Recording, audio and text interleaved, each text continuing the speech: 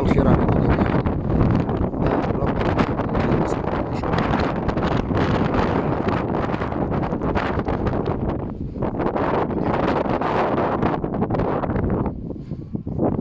وطبعا دي عمارة 3.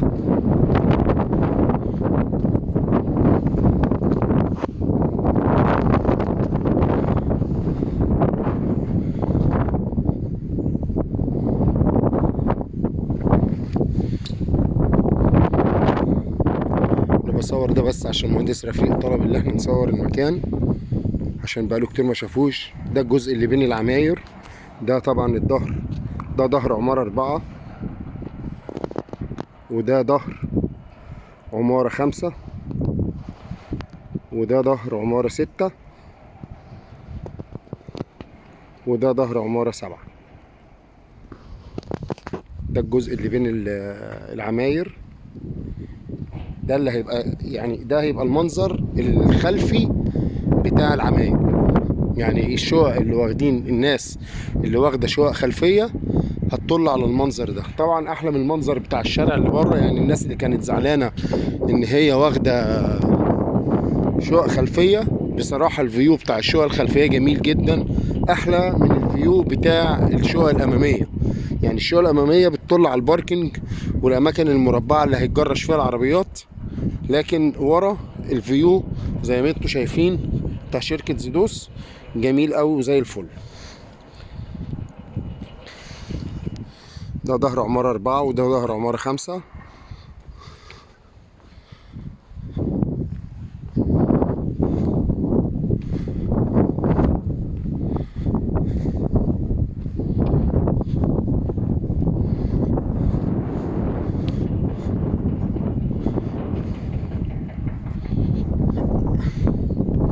بصراحة أنا دخلت اتفرجت على التشطيب بتاع شركة زيدوس، جميل، ما فيهوش حاجات وحشة. البيبان بتقفل كويس، الخلاطات راكبة كويس، الكلام ده. بس برضو أكيد يعني لما الواحد يجيب معاه متخصص أحسن من إيه، من إنه يلقي نظرة إيه خارجية كده.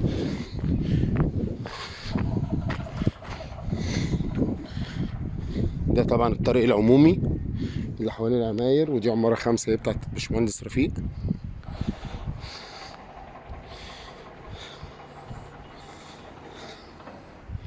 واحب اثناء الفيديو ده برضو اقول للاستاذ رجب البقاء والدوام لله لفقدان ابنه العزيز، ربنا يتقبله في الجنة باذن الله من ضمن الملائكة.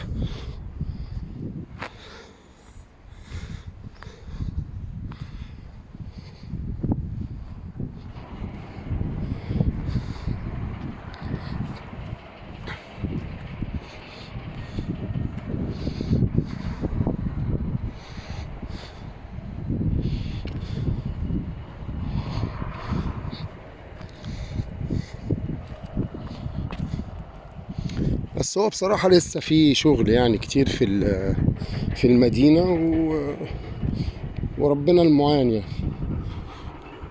ربنا المعين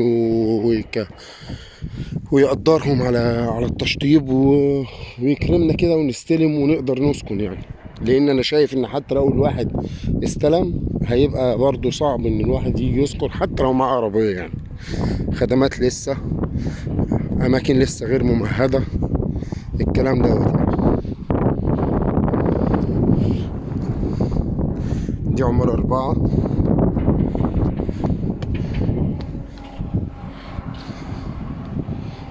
ده هيبقى الفيو بتاع العماير بتاعت عمارة 4، 1 و2 و3 و4. هو ده الفيو اللي قصادهم. انا هوقف بقى الفيديو بس مؤقت لغاية مركب العربية واحاول اصور بقية المدينة كده وانا خارج منها. ده تشطيب شركة زيدوس طبعا اهو، عمارة 1 و2 و3 امامي.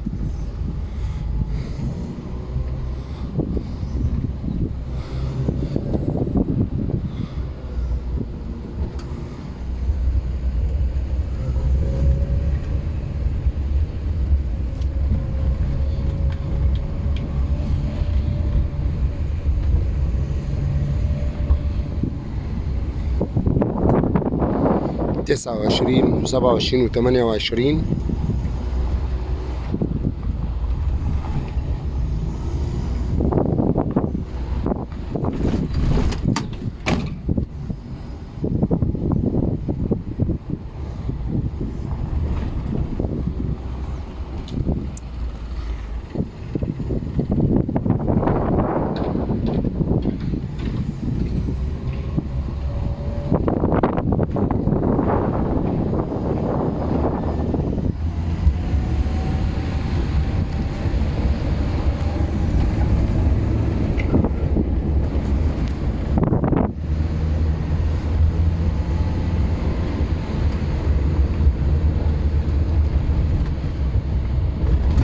ده بقى اللي انا بتكلم فيه، ان مثلا اذا كانت شركة زيدوس شطبت، وفي شركات شطبت، لسه في اماكن كتير زي كده ما اتشطبتش زي ما احنا شايفين اهو.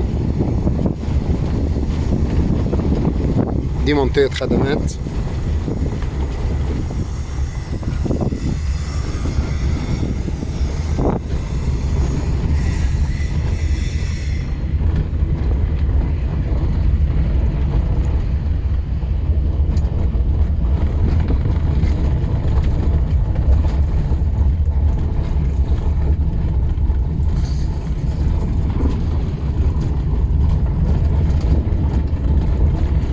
طبعا احنا كده ماشيين اصلا على الطريق الخارجي من بره،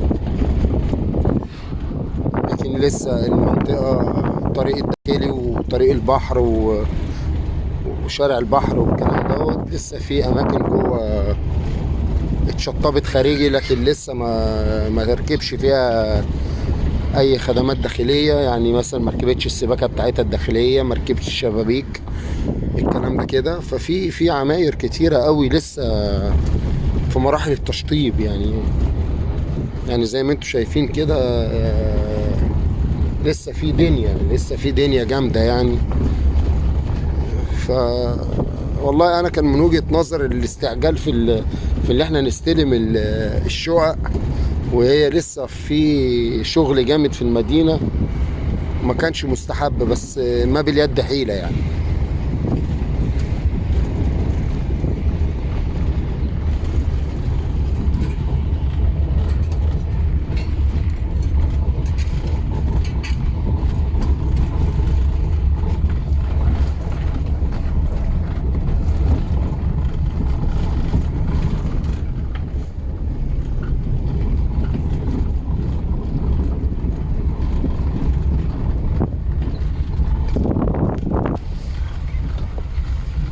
المكان ده مرحلة دك الأرض عشان السفلتة، وده السور اللي معمول، اللي هو يعتبر الكورنيش بتاع المنطقة يعني.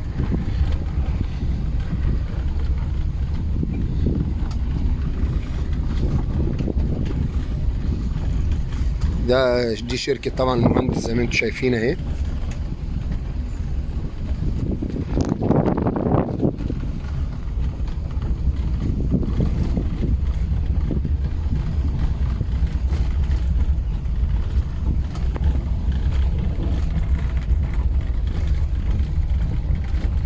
ده الفيو بتاع عماير شركة المهندس.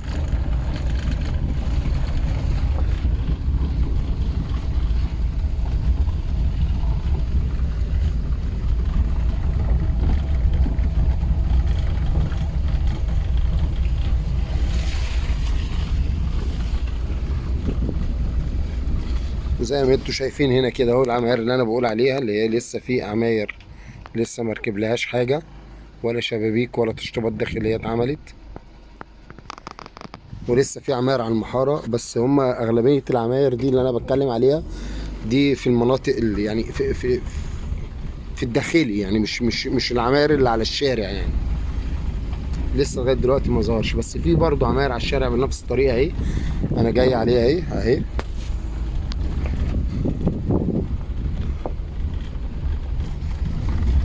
بس هو اتقطع شوط كبير في الحي طبعا، اتقطع شوط كبير، وإن شاء الله مش هنقعد قد ما قعدنا يعني.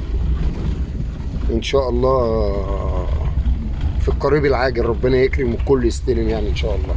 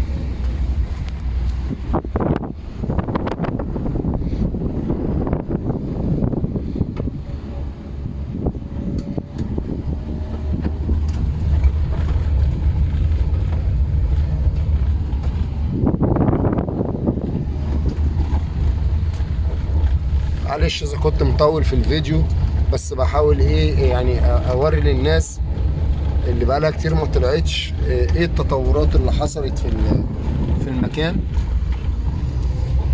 بقدر المستطاع يعني.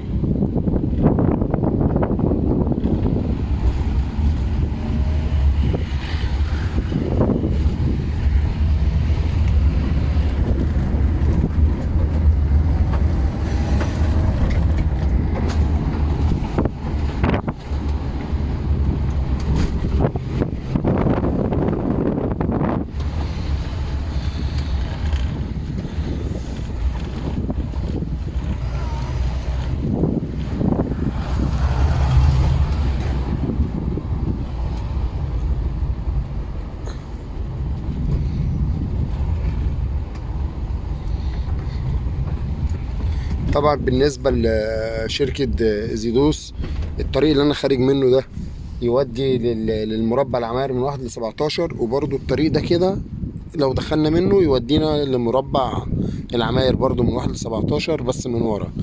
يعني بالنسبة لعمارة 5 والمربع بتاع عمارة 5 و6 و7 والكلام ده، لو دخل من الطريق ده كده على طول يوديه على عمارة على طول. احنا كده هنخرج من المدينة، برضه هوريكم الطريق واحنا خارجين بقى عامل ازاي، وننهي الفيديو ان شاء الله.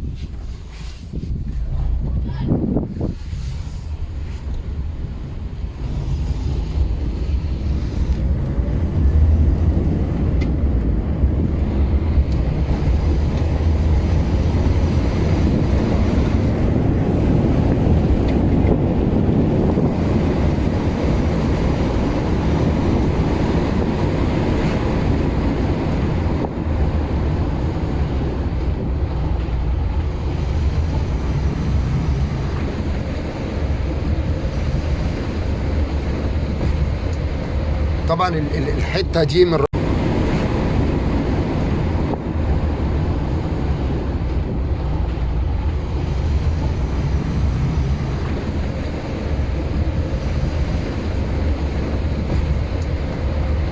الحتة دي من رأيي انا ان الحتة اللي بين الجبلين دي لو الحي النرجس كله تكاتف مع بعض وجاب شركة امن وقفل المكان ده ببوابة والناحية التانية ببوابة، بقينا قاعدين في كومباوند طبيعي بحراسة خاصة، لان محدش هيعرف يطلع عن طريق الجبال ديت اي مكان.